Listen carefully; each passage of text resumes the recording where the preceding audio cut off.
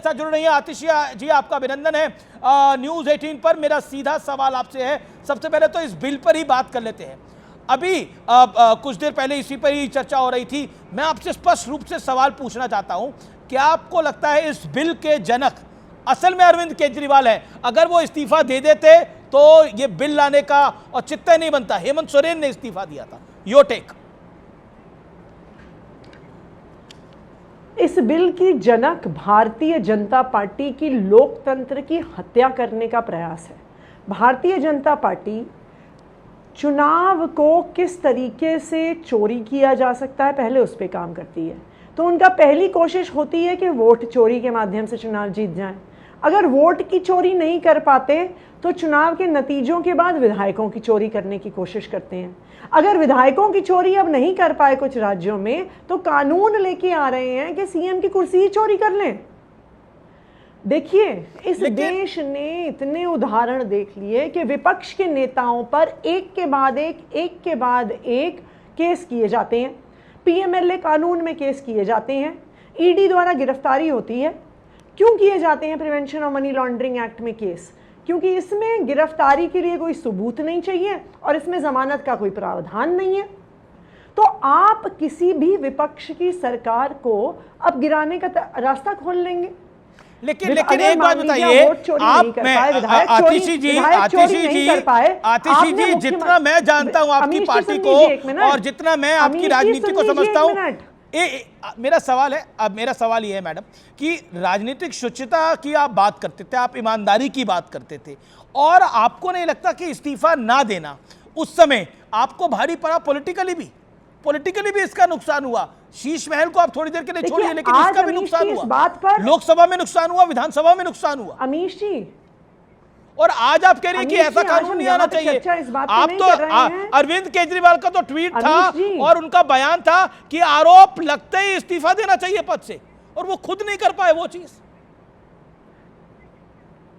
अमीश जी, आज इस बात पे चर्चा नहीं है कि अरविंद केजरीवाल को इस्तीफा 1 महीने पहले देना चाहिए था, 2 महीने बाद देना चाहिए था, चिट्ठी से देना चाहिए था, ईमेल से देना चाहिए था। चर्चा इस बात पर है कि जब देश में वोट चोरी के माध्यम से लोकतंत्र की हत्या हो रही है, विधायक चोरी के माध्यम से लोकतंत्र की हत्या हो रही है, अब सीएम की कुर्सी की चोरी के लिए भारतीय जनता पार्टी कानून लेके आ गई है। अब आप इस बात को सोचिए, कहीं पर विपक्ष की सरकार बन जाती है भारतीय जनता पार्टी के भरसक वोट चोरी, विधायक चोरी के प्रयास के बाद। किसी भी पार्टी में, किसी भी सरकार में सबसे वरिष्ठ नेता मुख्यमंत्री होता है, उसके बाद सीनियर नेता मंत्री होते हैं। आपने सब पे पीएमएलए एक्ट में केस लगाया, बिना किसी सबूत के गिरफ्तार किया, जमानत का प्रावधान है नहीं, 6 महीने सब जेल में रहेंगे। किसी भी पार्टी के सारे सीनियर नेताओं को आप जेल में डाल दोगे, सरकार तो गिरी जाएगी। तो इसीलिए देश में इतनी विपक्ष की सरकारें चल रही हैं अभी तक। इस बिल को पार्ट 3 माना। हेमंत सोरेन की सरकार तो चलती रही, उन्होंने इस्तीफा भी दे दिया, लेकिन वो वापस जीत कर भी आ गए। हेमंत सोरेन लाइव एग्जांपल है, उनकी सरकार भी चलती रही, वो इस्तीफा भी देके गए, नैतिकता पे भी खरे उतरे। की चोरी, और तीसरा कदम है सीएम की कुर्सी की चोरी। ये भारतीय जनता पार्टी का लोकतंत्र की हत्या करने का प्रयास है।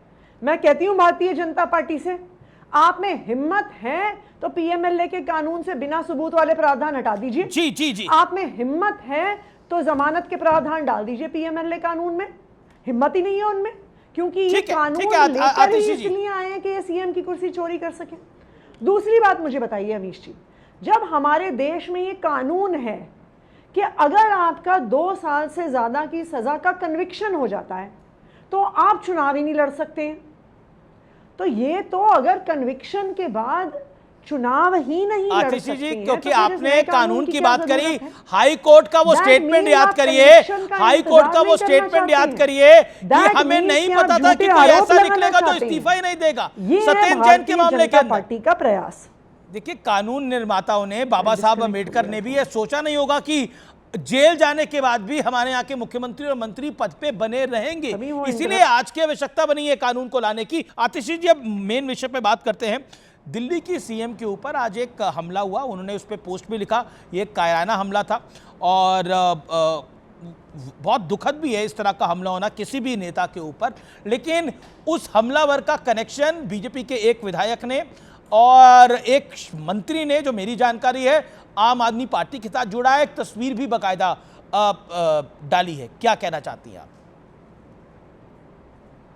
देखिए, सबसे पहले अमीश जी, मैं ये कहूँगी कि ये एक बहुत निंदनीय घटना है और किसी भी मुख्यमंत्री पर, किसी भी जनप्रतिनिधि पर इस प्रकार का हमला नहीं होना चाहिए।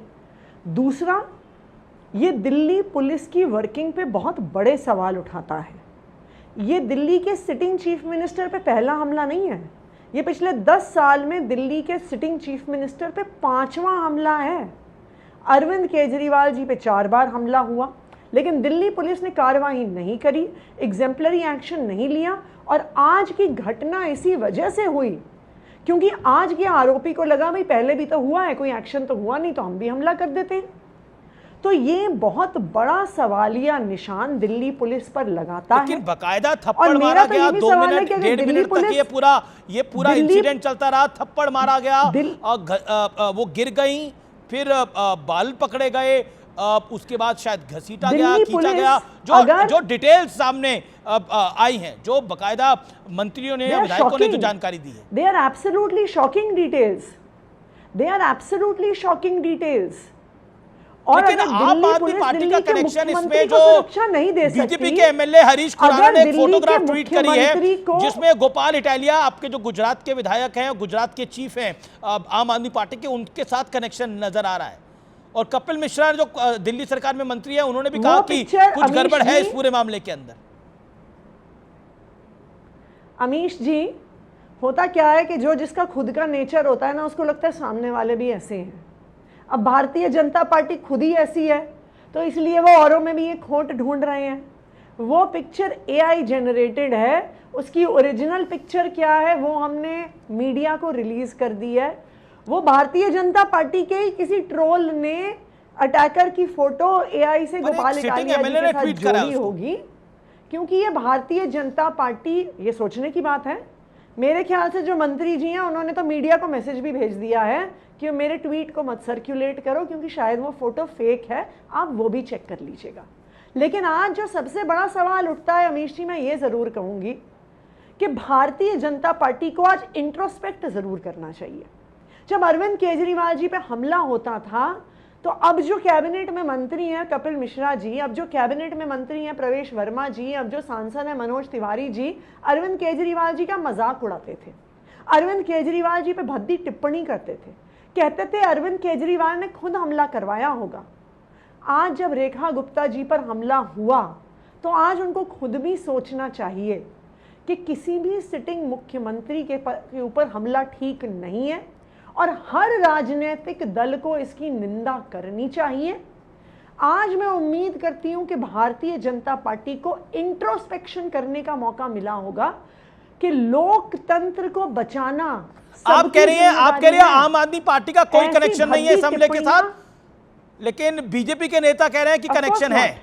और मैं आपको अमीश जी, मैं सिर्फ ये नहीं कह रही कि आम आदमी पार्टी का कोई कनेक्शन नहीं है, मैं ये भी कह रही हूं कि अगर इन्वेस्टिगेशन करके कोई कनेक्शन निकल भी आता है तो व्यक्ति पे सख्त से सख्त कार्रवाई होनी चाहिए, एग्जेम्पलरी एक्शन होना चाहिए कि किसी की हिम्मत ना हो किसी एक सिटिंग चीफ मिनिस्टर पर ऐसे हमला करने के लिए। आप कह रही है कि अगर इन्वेस्टिगेशन करके कनेक्शन निकल भी आता है, यानी आपको भी शक है कि कनेक्शन है। वो हमारी भी मुख्यमंत्री हैं।